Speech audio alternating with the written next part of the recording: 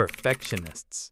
People capable of transforming a simple, "I'm going to set the table," into an architectural project with an indefinite deadline. Some call it zeal, others out of need for order. I prefer to call it never soon. Because living with a perfectionist is like living in a dress rehearsal that never makes it to the premiere. Do you schedule a time to go out?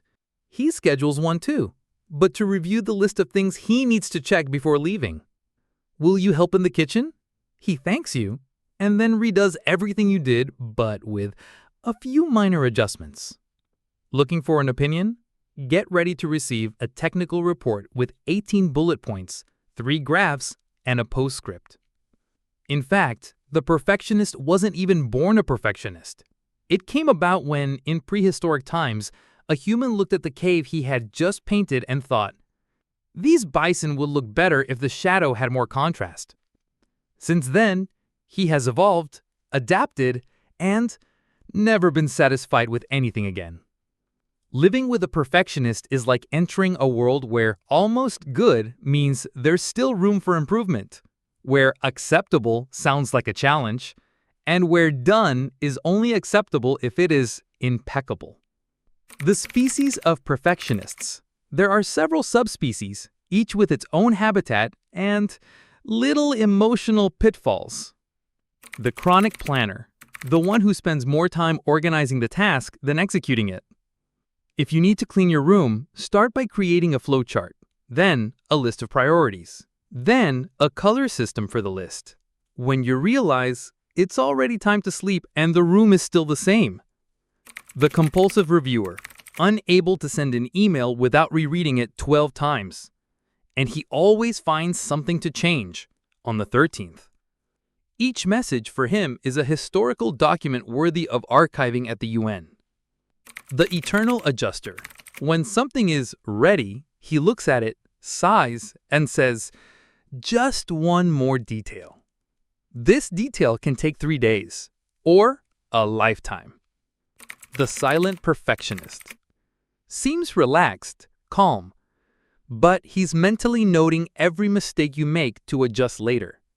He never says, "It's wrong." He says, "Interesting, but what if?" And that's when you realize you've messed up. They all share the same superpower, seeing micro defects invisible to the human eye.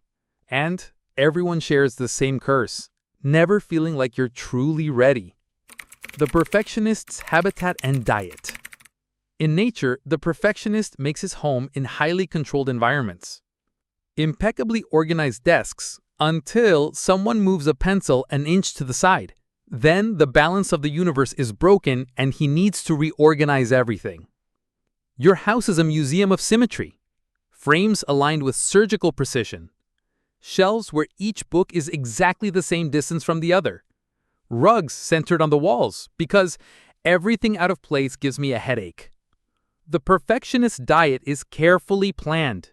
No just anything eating. He needs the perfect meal on the perfect plate with the perfect cut. If a sandwich is a little crooked, he turns it, adjusts it, and only then takes the first bite. But his real source of energy isn't food. It's the feeling of, "Now this is perfect." This feeling lasts about 10 seconds. After that, he always finds something to improve. When this energy is lacking, the perfectionist survives on 2 things. Constructive criticism, including the kind he makes up, to keep himself busy. The memory of all the work you could have done better, a mental feast that never ends. The perfectionist's daily cycle. The perfectionist's day follows a predictable but never-ending sequence. Wake up early. Look at the bed. Decide it's not perfectly tidy and redo it 3 times because the sheet was 1 millimeter out of line. Go to work. Review the same email 10 times before sending it. Send. He regrets it because he could have used a better comma. Come home. You think about resting, but you notice that the curtain is a different shade than the carpet. Research new curtains for 3 hours. Don't buy any because none of them are perfect. Before going to bed, make a list for the next day.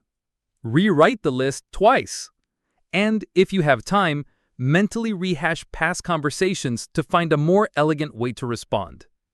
And in the middle of the night, he suddenly wakes up remembering that he left the glass in the sink, goes to the kitchen, wash, dry, and place on the shelf with the edge aligned with the cabinet.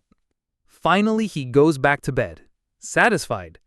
For about 10 seconds. How to live with a perfectionist. Living with a perfectionist requires physical, emotional, and sometimes spiritual preparation. Rule number 1, never touch anything without permission. Moving an object 5 centimeters can be interpreted as a mini domestic apocalypse. Rule number 2, generic compliments don't work.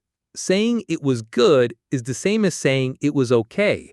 The correct term is it was impeccable, worthy of a Swedish architecture catalog. Rule number 3, learn to take a deep breath when he redoes something you just did. It's not personal. It's just that for the perfectionist, done is the same as done right. And the right way is his.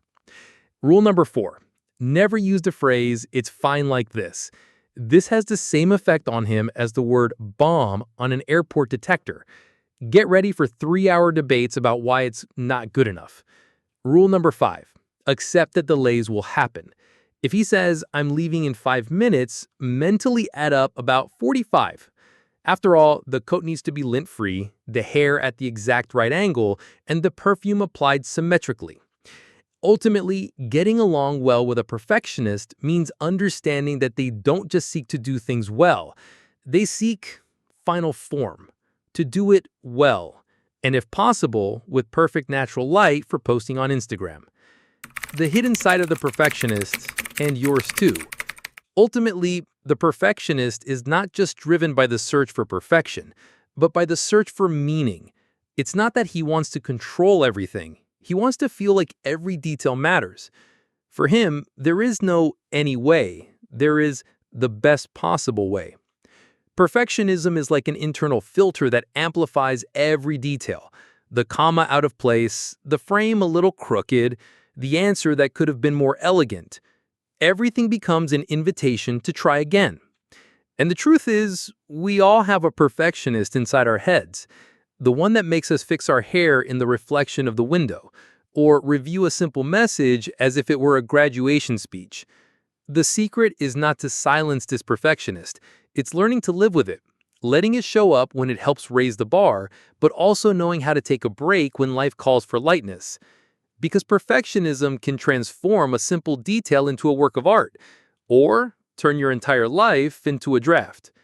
So the next time you encounter a perfectionist in your life, remember, he's not just trying to make everything perfect.